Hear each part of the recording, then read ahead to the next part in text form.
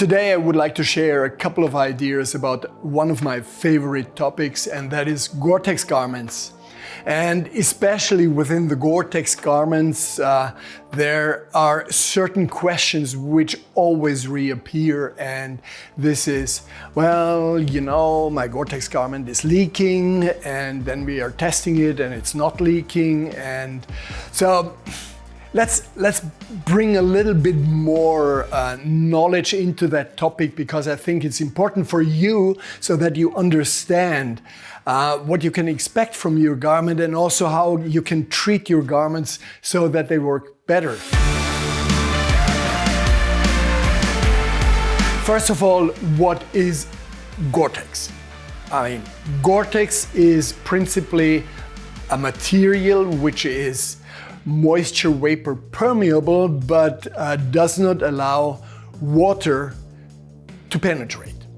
The key component of such a material is a membrane. In the case of GORE-TEX, it's made of expanded polytetrafluoroethylene, which is better known as Teflon, or in the case of GORE-TEX, we are usually talking about epTFE. epTFE, that's basically what GORE-TEX stands for. It's a membrane, it's microporous, it has a polyurethane component, and it's super thin.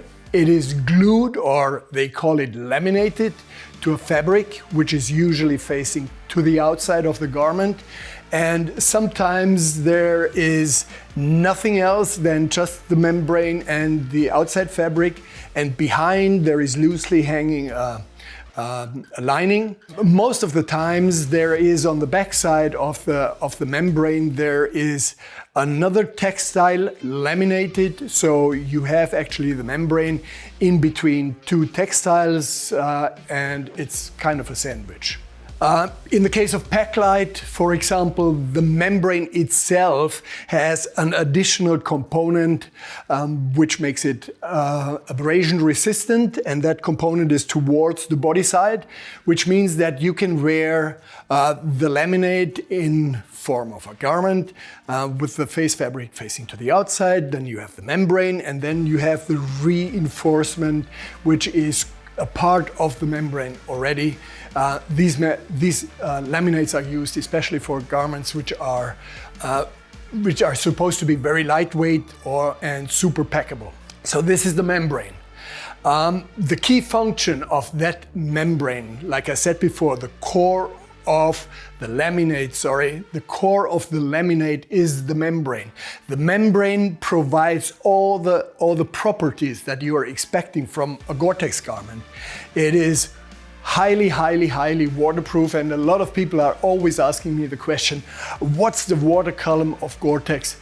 Guys, it's so high. It's probably 15 meters high. No, 150 meters, it's 15 bars. It's so high, you would never ever need such a high water column, because usually the pressure with which water is pressed from the outside onto your garment is in a maximum somewhere around 3 to 4 bars, which is 30 to 40 meters of water column. You don't need more. So it's just an extra buffer that you have as a reserve in your GORE-TEX laminates. The other, of course, very important component is that the membrane allows moisture vapor, and that is your sweat, to penetrate through the membrane to the outside of the garment, so that after some time you are on the inside wet again, dry again. So these are the two components which are so important. And maybe the third component, which is also important, is the durability. The GORE-TEX membrane is pretty durable, and GORE-TEX garments in terms of waterproofness are pretty durable. And these three components, so water column, moisture vapor permeability, and durability, all together make GORE-TEX such a unique product for tactical applications. How do we experience leakages. There is, I would say, 3 types of leakages. 2 of them can occur. The third one, actually, with GORE-TEX, is almost impossible to occur. First of all, the laminate, like I explained, has a membrane, and of course, if there is any kind of penetration, puncturing, micro-puncturing of the membrane, then of course it's a hole, and through that hole water will enter. Water will actually enter wherever it is possible to enter. That is one of the tricky things of water. You cannot stop water from finding its way and finding that little hole and entering into that little hole. Micro penetrations, they're almost, I mean, there might be some penetration of water, but it's not like you have a waterfall pouring into your garment. You will see some kind of wet surfaces caused by micro perforations. But there is also bigger holes. Just think of pine needles, think of other pointed objects that you're sitting on, lying on. Those are potential risks of penetrating your laminate, the membrane. The second source of leakages are the seams. If you're sewing the laminate together, then of course in the sewing process you are perforating the membrane, because you're going with the needle through the laminate and you're driving your thread through it and you're getting the whole thing together. These seams, they have to be sealed after sewing. So seams have to be sealed. It is a seam sealing tape which is required for that. It's a very specific process. That process has to be done in a very attentive way, because if it's not, then after a couple of washing cycles, after a couple of wearing cycles, it could be that these sealed seams are not waterproof anymore.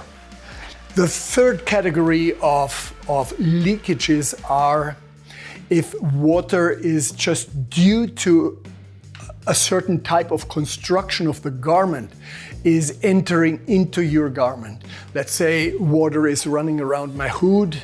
The hood is incorporated into the jacket, so you don't have a collar. It's just going out from your collar over your head. Then it could be that around the edges water is running and then entering into the garment, and you think, oh shit, my garment is leaking, because you're wet in the breast area. Very specific constructions are required to make sure that the garment by itself is not leaking. Now, in the case of GORE-TEX, together with the GORE-TEX makers, 𝗺 Gore, we are testing every new design that we are bringing on the market. We are testing it in a water tower. And in that water tower, we take the finished product, the prototype that was finally approved by the wearers, and we are hanging it on a mannequin. And on the mannequin, we expose to lots of rain over 1 hour, and the amount of water that is pouring down on that mannequin simulates a really heavy downpour over 10-12 hours, which is actually what you would never experience. But nevertheless, it should be tested if the garment is waterproof, if the construction is waterproof. So we are using the possibilities of testing garments in that water tower, or you can also call it rain tower. You can use this first of all, or reuse it when we're making a new garment system. Then we are using it to check if the constructions are all waterproof. But we are also using it when we are checking for potential leakages. Just imagine somebody is complaining that his Monsoon XT Gen 2 jacket is not waterproof.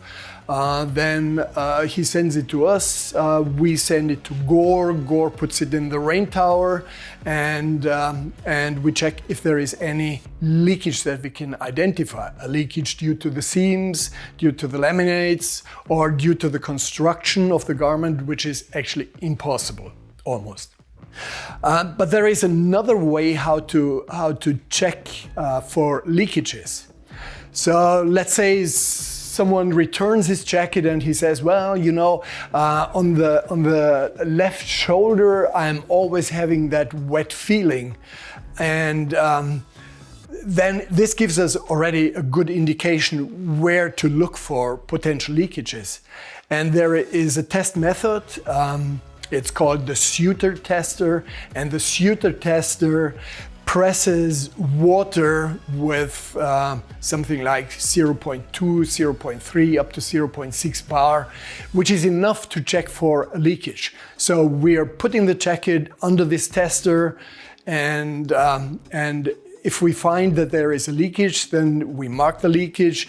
We go on checking if there is more holes, more leakages, and if we find more, we mark them, and then we can repair the garment. So it's not, you know, the death sentence if you have a leakage in your garment and that leakage is just 1 or 2 or 3 holes, micro holes in a certain area. We can fix it, we can repair it. Just contact us and send the jacket to us. We will repair it for you.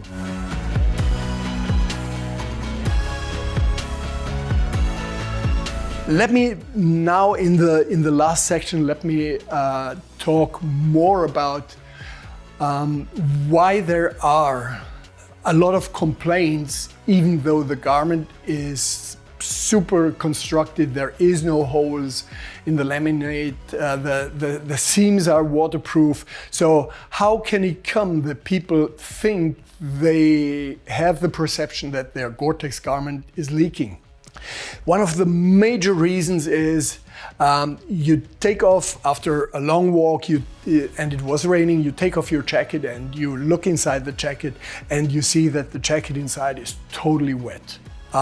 It's not necessarily because of a leakage. This, and in most of the cases, this is condensation, and that is your sweat, and the sweat, you were sweating so much that this high amount of sweat could not penetrate over the time that you were wearing it, could not penetrate completely out of the garment. So it's actually the residues of the sweat you were producing and which has not yet been transported out of the garment. So it's condensation. This is the top reason for perceived garment leakages. The other one is, of course, if your underwear is wet, if you have wet spaces, surfaces on your undergarments, and you say, "Oh, my garment is leaking." No, it's not necessarily leaking. You're just sweating, and your underwear was absorbing that moisture, and it's not yet been transported outside of the garment. So very, very similar to condensation. Now, the third one is, it's an interesting one, and I experienced that especially in the summer when I'm wearing GORE-TEX on top of a t-shirt. It was a nice summer day and all of a sudden it started to rain and you put on your GORE-TEX jacket, and after half an hour you get that feeling, oh, my shoulders are wet. You have that clammy feeling on the shoulders. It's a phenomenon which is described by the physics, and that is called thermal bridges.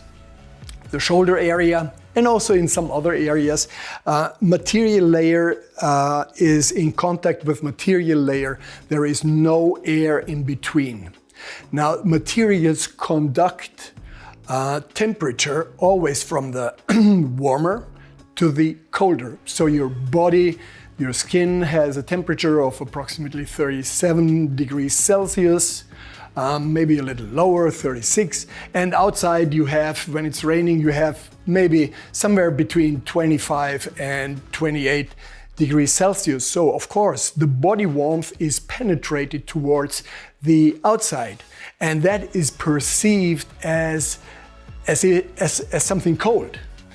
And as the body has very few sensors for moisture only, and usually can just experience warm or cold, this perception of I'm getting cold is perceived as I'm getting wet. So these thermal bridges are also one of the main reasons why people in GORE-TEX or while wearing GORE-TEX think that their garments are leaking. And this is also why we have air packs in our GORE-TEX garments, and also in other ones, but especially in the GORE-TEX garments. That's actually where we invented it for, to get air, which is an insulator, get it in between your shoulder, your skin, and the GORE-TEX laminate. And that air cuts or interrupts the thermal bridges, and you don't have these clammy feelings anymore.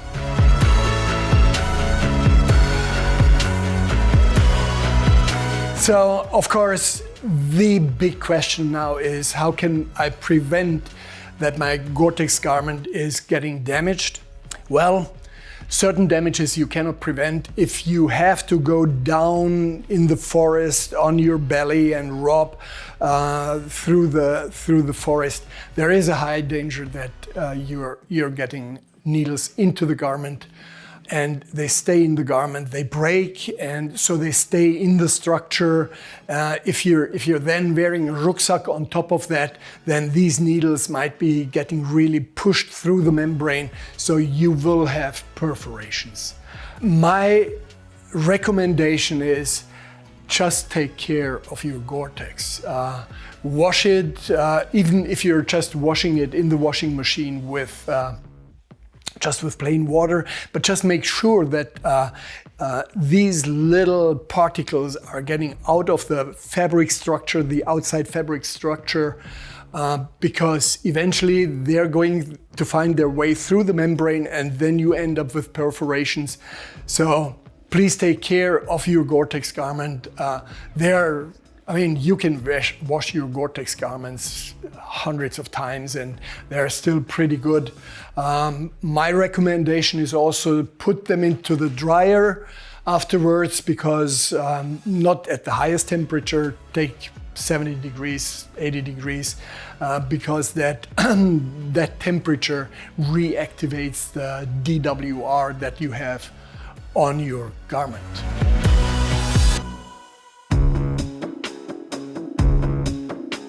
So, talking about now almost 10 minutes about leakages of GORE-TEX and bad constructions of GORE-TEX and micro perforation of GORE-TEX, let me share my ideas why I would never ever go out on a hike, on a march without my GORE-TEX. People are expecting that they are staying dry when they have GORE-TEX. And I think this perception is misleading in a couple of scenarios. While I'm in the camp, while I'm not very active, while I'm not sweating very much, that is actually also justified. In the camp, I'm dry, I'm warm when I'm wearing GORE-TEX. Even when the wind blows, even if it is raining like hell, in a static environment, when I'm static, then GORE-TEX is the absolute lifesaver, and this is why I have it. Let's take the opposite scenario, and that is when I'm really active.